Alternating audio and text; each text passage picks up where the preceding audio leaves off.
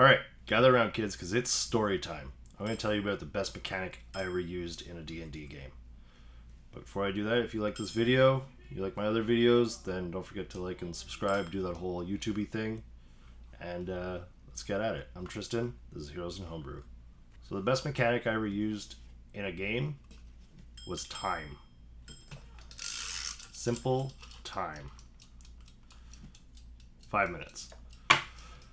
So I created this one shot for my friends because they'd never played D&D before, and I was like, all right, I'll run you through a game. I created my own one shot. It was like a haunted house kind of thing. They're taken by or asked by a benefactor to go and search this haunted house that had been rumored to be haunted, and they had to figure out what was going on in there. Simple, straightforward. Go to the house, look around, figure out the big bad, come out. So what I did was, being a fan of horror movies, and it's specifically like haunted house movies, like with ghosts and stuff like that, I thought, okay, well, how can I make this, kind of scary for them? And I looked online and I found another adventure, and I wish I knew the name of it and who wrote it, because that's where I got this mechanic from, and I haven't seen it anywhere else. So what I did was I got a clock.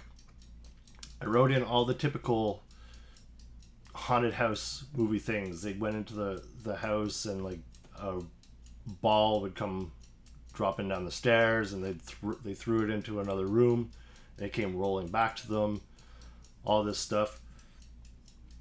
But the minute they walked into the house, I got my phone, and I wish I had an egg timer like this that like ticked away. But I got my phone out, and I put 10 minutes on a timer, and I put my phone on the table, and the time started clicking down.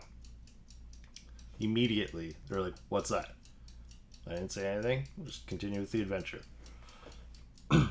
So, as they were going through, time kept clicking down. They kept looking at it, like, what's going on? It would hit 0, and I'd roll on this random table I designed, so that every time the time hit 0, another effect would happen. So one time the house got really, really cold, and they had to make saving throws or take cold damage.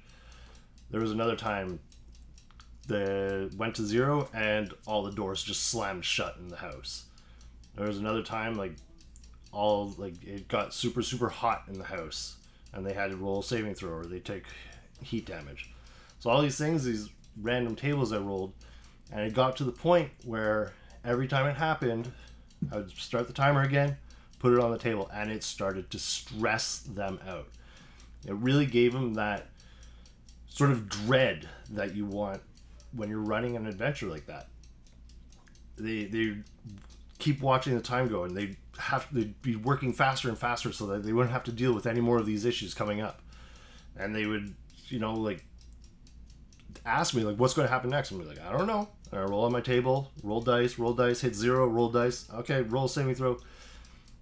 And it got to the point where they dreaded this thing hitting 0 until they, got to the room they needed to go to. And then the timer stopped, and they went on with the adventure and finished the adventure. So the room was in the basement, and they had to find this book, and then like the floor cracked open, there was lava and everything, and they had to fight this demon. That's a whole other thing. But the point is, using this mechanic that isn't part of the rules, it was just something I found, and I used it to great effect. So you can take these mechanics, these things outside of the game, and use it to your advantage. Use the timer. It doesn't even have to be a sort of like a haunted house situation. It can be literally anything. It can be if you're in a dungeon and they're in a big battle, stick on the timer, and like when the timer goes off, something else in the dungeon happens. Anything you can think of to put the time to and have it click down, your players are going to start stressing over it. The first time it happens, they're going to be like, that was weird. Okay. Second time it happens, all right. And then they start catching on. And then they start thinking, okay, this is bad. We got to get going faster. We got to get going, finish this up. It moves the game along super quick. because your players are instinctively rushing against the clock. It's creating that instantaneous, real, against the clock feeling. So that was the best thing I did. And that's time. Save a seat for me at your table.